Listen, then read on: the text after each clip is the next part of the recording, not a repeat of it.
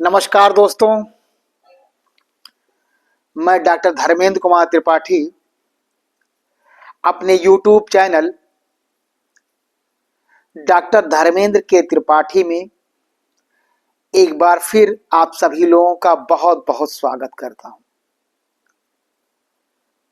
दोस्तों, आज जो हमारा विषय है वह है सार्क, दक्षिण एशियाई क्षेत्रीय सहयोग संघ। आज का जो विषय है वो है दक्षिण एशियाई क्षेत्रीय सहयोग संघ, SAARC, the South Asian association for regional cooperation, SAARC. SAARC जिसे दक्षेस भी कहते हैं, सार्क जिसको दक्षेस का पूरा नाम है दक्षिण एशियाई क्षेत्रीय सहयोग संघ, south Asian association for regional cooperation, अर्थात दक्षिण एशियाई क्षेत्रीय सहयोग संघ। इसकी स्थापना 7 व 8 दिसंबर 1985 को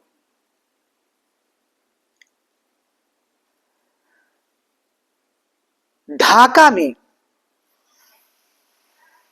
दक्षिण एशिया के 7 देशों, इसकी स्थापना 7-8 दिसंबर को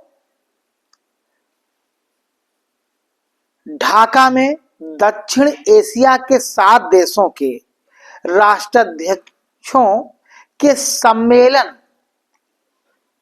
हुआ तथा सार्क की स्थापना हुई।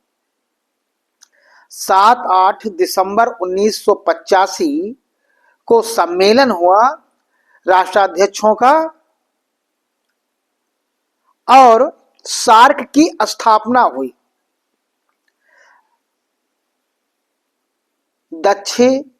दक्षिण एशियाई क्षेत्रीय सहयोग संघ, south Asian association for regional cooperation, अर्थात दक्षिण एशियाई क्षेत्रीय सहयोग संघ की स्थापना हुई। ये देश थे उस समय भारत, पाकिस्तान, बांग्लादेश, नेपाल, भूटान, श्रीलंका और मालदीव। 7 और 8 दिसंबर 1985 में जब ढाका में इसकी स्थापना हुई तो उस समय दक्षिण एशिया के 7 देशों के राष्ट्राध्यक्ष थे। उस सम्मेलन में सार्क का स्थापना हुआ और उसमें भारत, पाकिस्तान, बांग्लादेश, नेपाल, भूटान, श्रीलंका और मालदीव के राष्ट्राध्यक्ष शामिल हुए।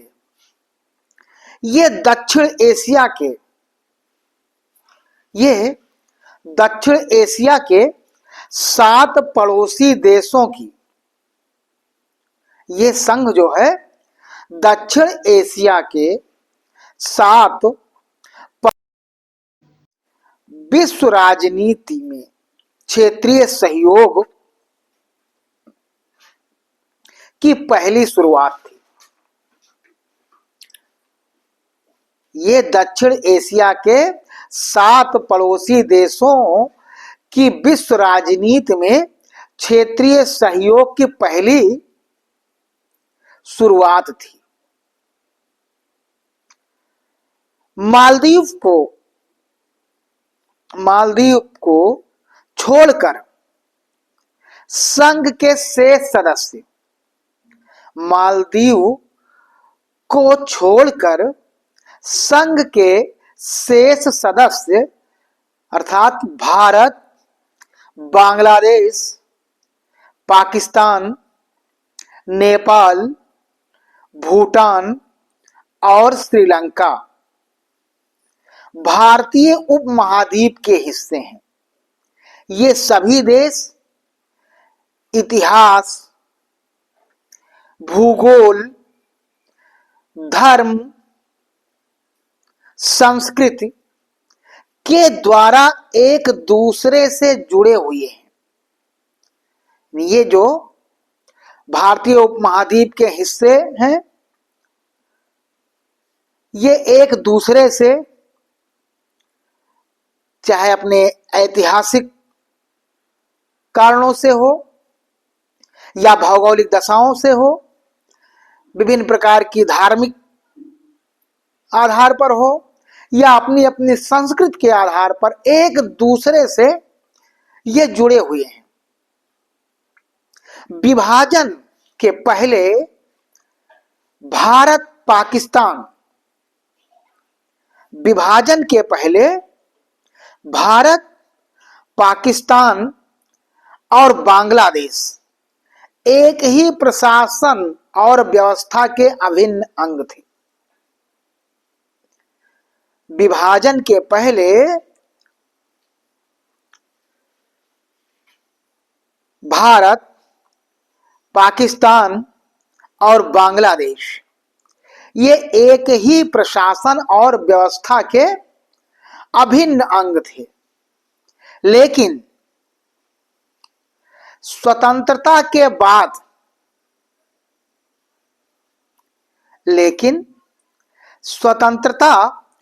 बाद ये देश एक दूसरे से दूर हो गए। सार्क का सचिवालय काठमांडू, नेपाल में है।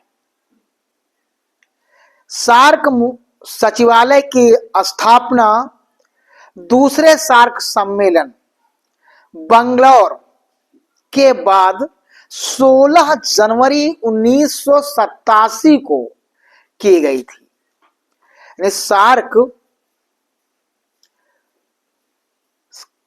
सचिवालय की स्थापना बंगलौर में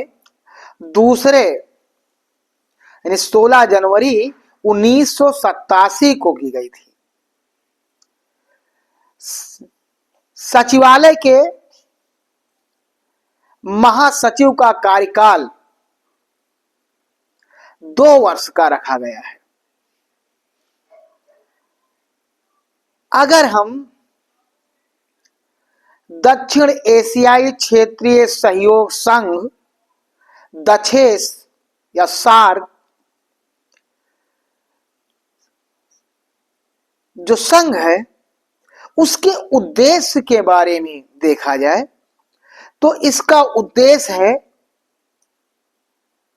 क्षेत्रीय सहयोग को बढ़ावा देना। नंबर 1 है क्षेत्रीय सहयोग को बढ़ावा देना। यानी सार्क का जो उद्देश्य है वो पहला उद्देश्य यह है कि क्षेत्रीय सहयोग को बढ़ावा देना। दूसरा है आर्थिक विकास को बढ़ावा देने।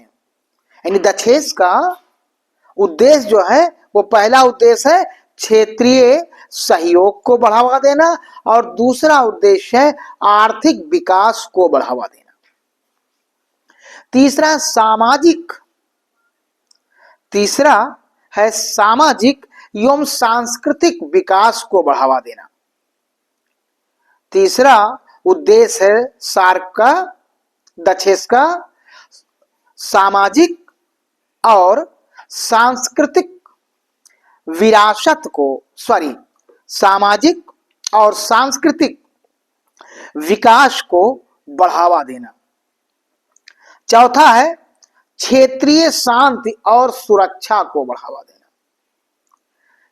यानी दक्षेस के जो प्रमुख उद्देश्य हैं वो है क्षेत्रीय सहयोग को बढ़ावा देना, आर्थिक विकास को बढ़ावा देना, सामाजिक एवं सांस्कृतिक विकास को बढ़ावा देना और क्षेत्रीय शांति और सुरक्षा को बढ़ावा देना है।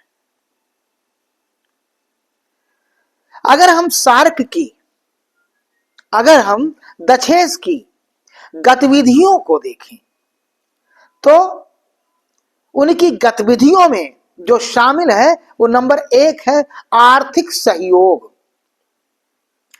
सार्क के दक्षेस की या दक्षिण एशियाई क्षेत्रीय सहयोग संघ की गतिविधियों को देखें तो नंबर 1 आता है आर्थिक सहयोग।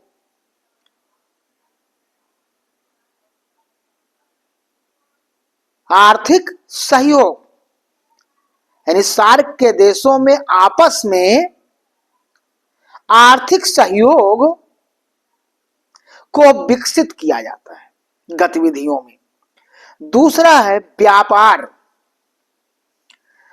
आर्थिक सार्क की गतिविधियों में नंबर 1 है आर्थिक सहयोग, दूसरा है व्यापार, तीसरा है निवेश, चौथा है सामाजिक विकास, पांचवा है सांस्कृतिक विकास, छठा शिक्षा, सातवां स्वास्थ्य, आठवां पर्यावरण और नवा जलवायु। यानी दक्षेस की अगर गतिविधियों को देखा जाए, सार्क की अगर गतिविधियों को देखा जाए तो उनकी गतिविधियों में शामिल है आर्थिक सहयोग, व्यापार, निवेश, सामाजिक विकास, सांस्कृतिक विकास, शिक्षा, स्वास्थ्य, पर्यावरण और जलवायु। ये दक्षेस के गतिविधियों के प्रमुख अंग हैं। सार्क के या दक्षेस के सदस्य देश वर्तमान में अगर देखा जाए तो वे भारत, पाकिस्तान, बांग्लादेश, नेपाल, भूटान, श्रीलंका, मालदीव और अफगानिस्तान है।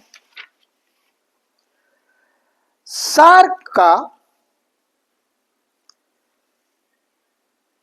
14वां शिखर सम्मेलन, दक्षेस का 14वां शिखर सम्मेलन 3-4 अप्रैल 2007 को नई दिल्ली में संपन्न हुआ। यह सम्मेलन कई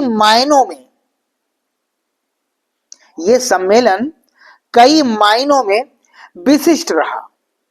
एक और अफगानिस्तान को नए सदस्य के रूप में सार्क का 8वां सदस्य बनाया गया, तो दूसरी ओर चीन, जापान, दक्षिण कोरिया, संयुक्त राज्य अमेरिका तथा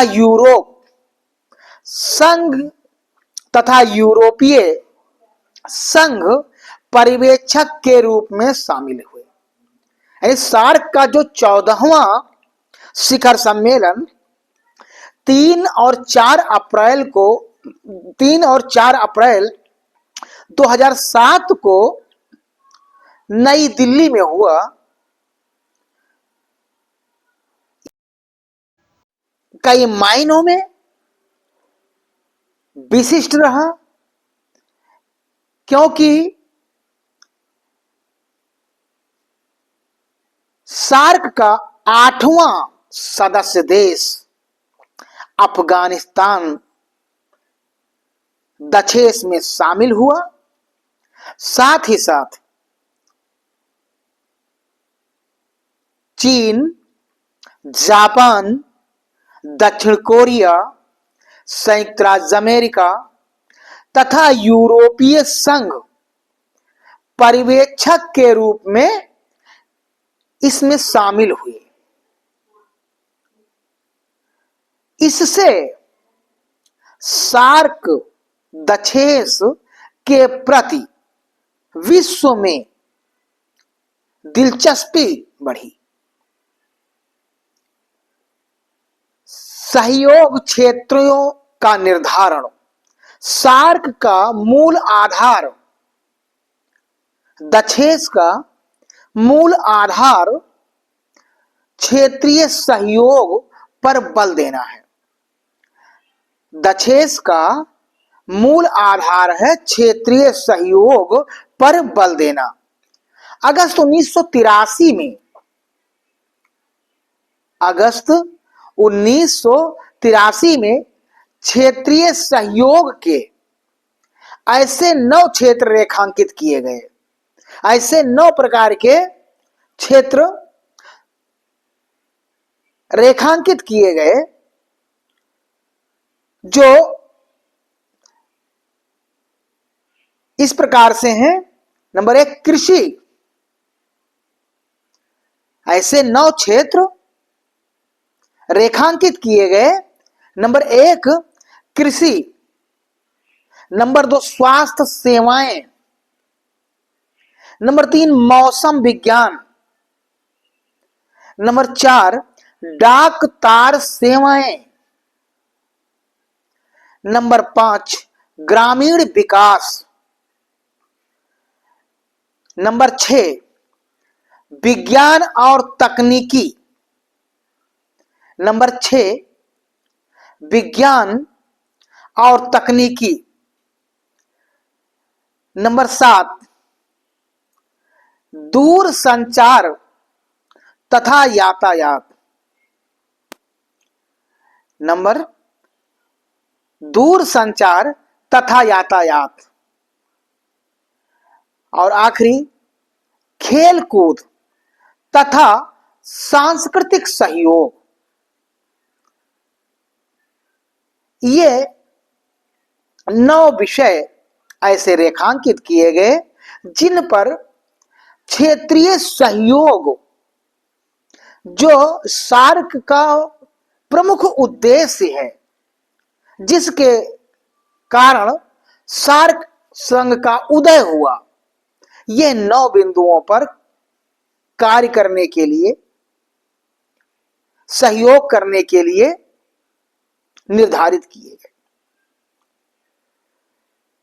2 वर्ष बाद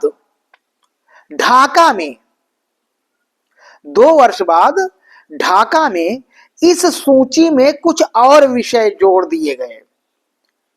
यानी 83 में ये 9 प्रकार के विषय रेखांकित किए गए, 9 विषय रेखांकित किए गए, लेकिन उसके 2 वर्ष के उपरांत ढाका में इस सूची में कुछ और विषय जोड़ दिए गए, जिनमें नंबर 1 आतंकवाद की समस्या, और दूसरा मादक द्रव्यों की तस्करी। नंबर 1 आतंकवाद की समस्या, और दूसरा नंबर 1 आतंकवाद की समस्या, नंबर 2 मादक द्रव्यों की तस्करी तथा क्षेत्रीय विकास में महिलाओं की भूमिका। यह बिंदु जो है सार्क में शामिल किए गए। सार्क के 7वें शिखर सम्मेलन ढाका, अप्रैल 1993। सार्क के 7वें शिखर सम्मेलन ढाका, अप्रैल 1993 में साप्टा पर हस्ताक्षर किए गए तथा इसे दिसंबर 1995 से लागू किया गया। साप्टा सदस्य देशों के बीच व्यापार, और आर्थिक सहयोग बढ़ाने के व्यापार और आर्थिक सहयोग बढ़ाने के प्रयास करता है। साप्टा के तत्वावधान में सदस्य देशों के बीच व्यापारिक आदान प्रदान के लिए जो विचार विमर्श हुआ है, उसका मुख्य उद्देश्य सन 2005 तक दक्षिण एशियाई मुक्त व्यापार क्षेत्र South Asian free trades area SAFTA का निर्माण था। 1 जनवरी 2006 से 1 जनवरी 2006 से सार्क में 1 जनवरी 2006 से दक्षेस में दक्षिण एशिया मुक्त व्यापार क्षेत्र साप्टा के लागू होने के साथ ही विश्व में एक और मुक्त व्यापार क्षेत्र अस्तित्व में आ गया। इस दक्षेस के सदस्य देश धीरे धीरे आपसी व्यापार के लिए लगने वाले सीमा शुल्क में कटौती करेंगे। दक्षेस का चार्टर एवं ढाका घोषणा, दक्षेस या सार्क का चार्टर एवं ढाका घोषणा। दक्षेस के चार्टर में 10 धाराएं, दक्षेस के चार्टर में 10 अनुच्छेद या धाराएं हैं। इनमें सार्क के उद्देश्यों, सिद्धांतों, संस्थाओं और वित्तीय व्यवस्थाओं को परिभाषित किया गया है। यानी दक्षेस के चार्टर में 10 अनुच्छेद हैं। इनमें सार्क के उद्देश्यों, सिद्धांतों, संस्थाओं तथा वित्तीय व्यवस्थाओं को परिभाषित किया गया है, जो इस प्रकार से हैं। नंबर 1, दक्षिण एशियाई क्षेत्र की जनता के कल्याण एवं उनके जीवन स्तर में सुधार करना। जो उद्देश्य है वो क्या है कि दक्षिण एशियाई क्षेत्र की जनता के कल्याण एवं उनके जीवन स्तर में सुधार करना। दूसरा, दक्षिण एशियाई देशों की सामूहिक आत्मनिर्भरता में वृद्धि करना। पहला क्या, दक्षिण एशियाई क्षेत्रों की जनता के कल्याण और उनके जीवन स्तर में सुधार करना, और दूसरा, दक्षिण एशियाई क्षेत्रों की सामूहिक आत्मनिर्भरता में वृद्धि करना। तीसरा, क्षेत्र के आर्थिक, सामाजिक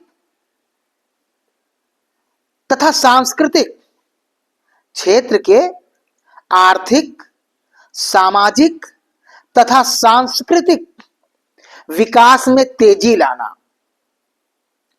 यानी सार्क के 2 देश हैं, उनमें सामाजिक, सांस्कृतिक और आर्थिक विकास में तेजी लाना। अगला बिंदु, आपसी विश्वास,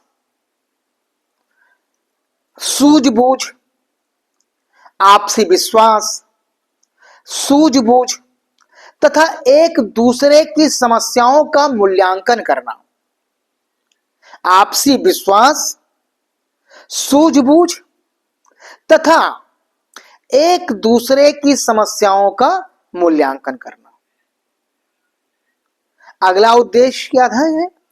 आर्थिक, सामाजिक, सांस्कृतिक, तकनीकों और वैज्ञानिक क्षेत्र में सक्रिय सहयोग एवं पारंपरिक सहायता में वृद्धि करना।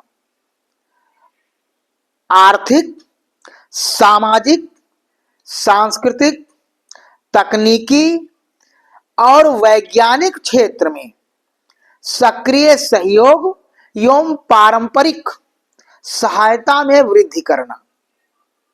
अगला उद्देश्य क्या था? कि अन्य विकासशील देशों के साथ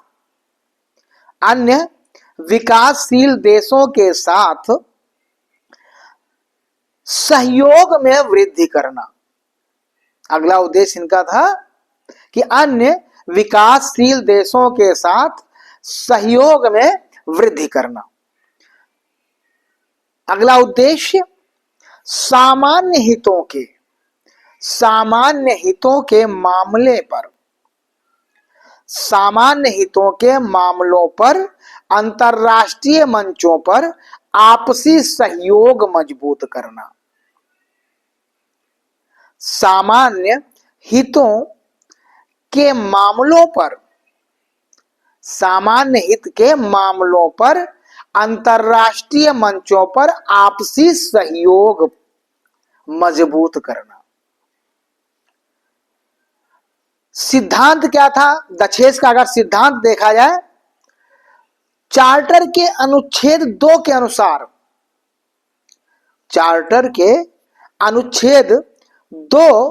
के अनुसार, सार्क के मुख्य सिद्धांत निम्न है। नंबर 1, संगठन के ढांचे के अंतर्गत सहयोग। नंबर 1, संगठन के ढांचे के अंतर्गत सहयोग, समानता, क्षेत्रीय अखंडता, राजनीतिक स्वतंत्रता, दूसरे देशों के आंतरिक मामलों में हस्तक्षेप न करना तथा आपसी लाभ के सिद्धांतों का सम्मान करना। यानी चार्टर के अनुच्छेद 2 के अनुसार सार्क के जो उद्देश्य हैं उसमें संगठन के ढांचे के अंतर्गत सहयोग, समानता, क्षेत्रीय अखंडता, राजनीतिक स्वतंत्रता, दूसरे देशों के आंतरिक मामलों में हस्तक्षेप न करना तथा आपसी लाभ के सिद्धांतों का सम्मान करना। दूसरा, इस प्रकार का सहयोग द्विपक्षीय और बहुपक्षीय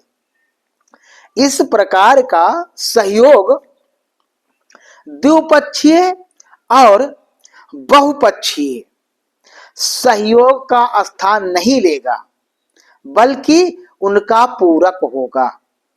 इस प्रकार का सहयोग द्विपक्षीय और बहुपक्षीय सहयोग का स्थान नहीं लेगा बल्कि उनका पूरक होगा। अगला, इस प्रकार का सहयोग द्विपक्षीय और बहुपक्षीय उत्तरदायी का विरोधी नहीं होगा।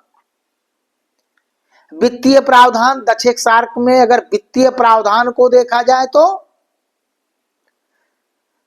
दक्षेस सचिवालय के व्यय को पूरा करने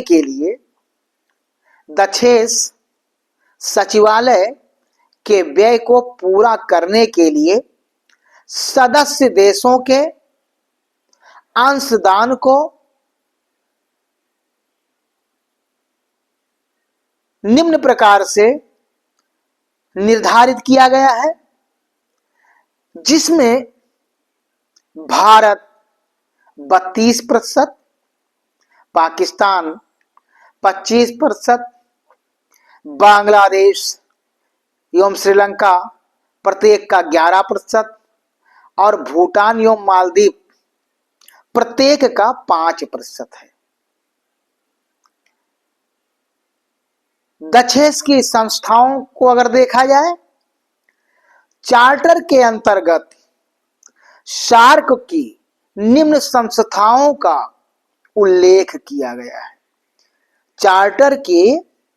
चार्टर के अंतर्गत दक्षेस की निम्नलिखित या निम्न संस्थाओं का इसमें उल्लेख किया गया है। नंबर 1, शिखर सम्मेलन। नंबर 2, मंत्रिपरिषद। नंबर 3, अस्थायी समिति। नंबर 4, तकनीकी समितियां। नंबर 5, कार्यकारी समितियां।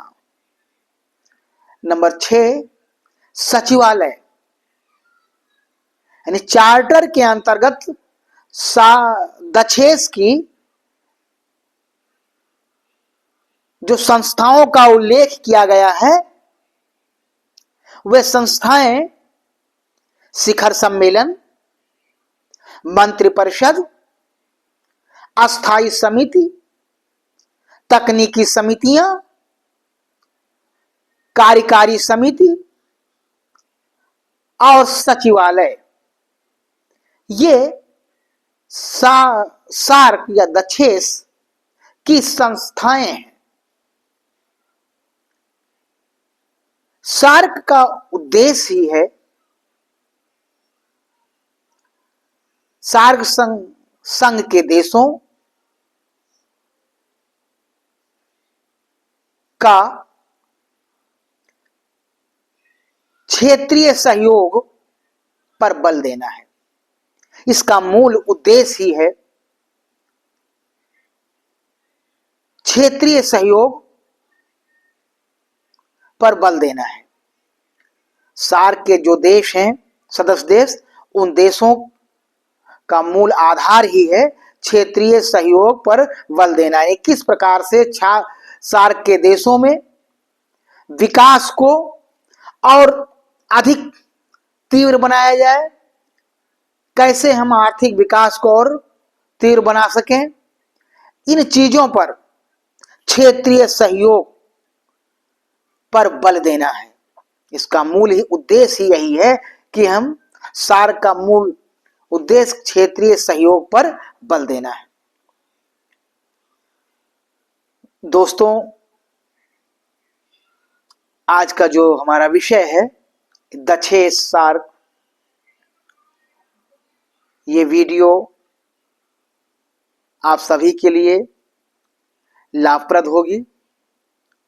मिलते हैं एक नए विषय के साथ, तब तक के लिए नमस्कार।